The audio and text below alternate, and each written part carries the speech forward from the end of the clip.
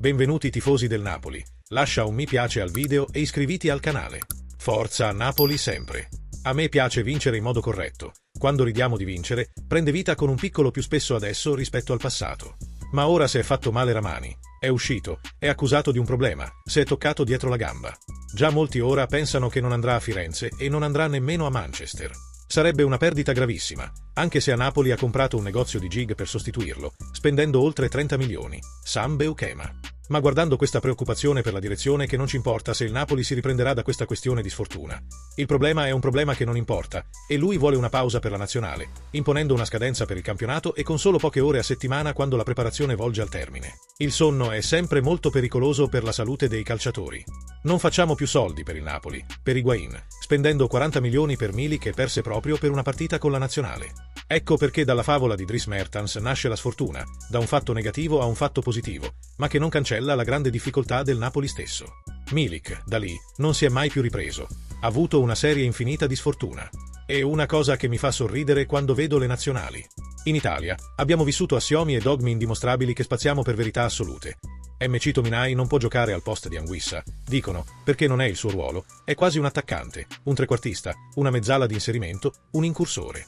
E poi scopro che in nazionale MC Tominay gioca mediano davanti alla difesa. Ecco perché non sono d'accordo con Lobotka. Se non ha la capacità di fare nulla, può farlo da solo al centro in un campo a 3 centri.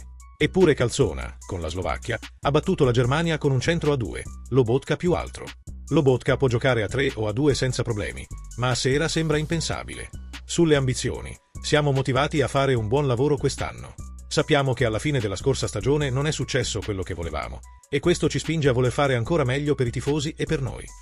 Sui nuovi arrivi, sono stato grato per l'ingaggio di Luis Enrique, che mi permette di parlare un po' di portoghese durante il giorno.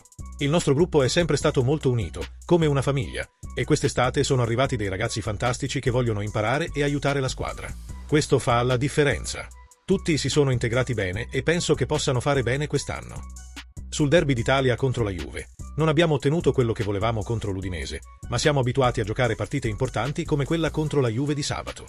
Siamo concentrati sul nostro lavoro, ascoltiamo l'allenatore e faremo tutto il possibile per battere i bianconeri. Queste partite si decidono nei dettagli. Loro stanno giocando bene e sarà una partita dura. Dobbiamo rimanere concentrati e pensare a cosa dobbiamo fare. Cercheremo di vincere a Torino. Sulle ambizioni, siamo motivati a fare bene quest'anno. Sappiamo che alla fine della scorsa stagione non è successo quello che volevamo, e questo ci spinge a voler fare ancora meglio per i tifosi e per noi. Sui nuovi arrivi, sono grato per l'arrivo di Luis Enrique, che mi permette di parlare un po' di portoghese durante il giorno. Il nostro gruppo è sempre stato molto unito, come una famiglia, e quest'estate sono arrivati ragazzi fantastici che vogliono imparare e aiutare la squadra. Questo fa la differenza. Tutti si sono integrati bene e penso che possano fare bene quest'anno. Sul derby d'Italia contro la Juve, non siamo riusciti a fare quello che volevamo contro l'Udinese, ma siamo abituati a giocare partite importanti come quella contro la Juve di sabato. Siamo concentrati sul nostro lavoro, ascoltiamo l'allenatore e faremo tutto il possibile per battere i bianconeri. Queste partite si decidono nei dettagli. Loro stanno giocando bene e sarà una partita dura. Dobbiamo rimanere concentrati e pensare a cosa dobbiamo fare. Cercheremo di vincere a Torino. La favorita per lo scudetto? Dico sempre l'Inter. Dobbiamo competere in ogni campionato per vincerlo e faremo tutto il possibile per riuscirci. Qual è la tua opinione, tifoso del Napoli? Metti mi piace al video e iscriviti al canale. Forza Napoli sempre!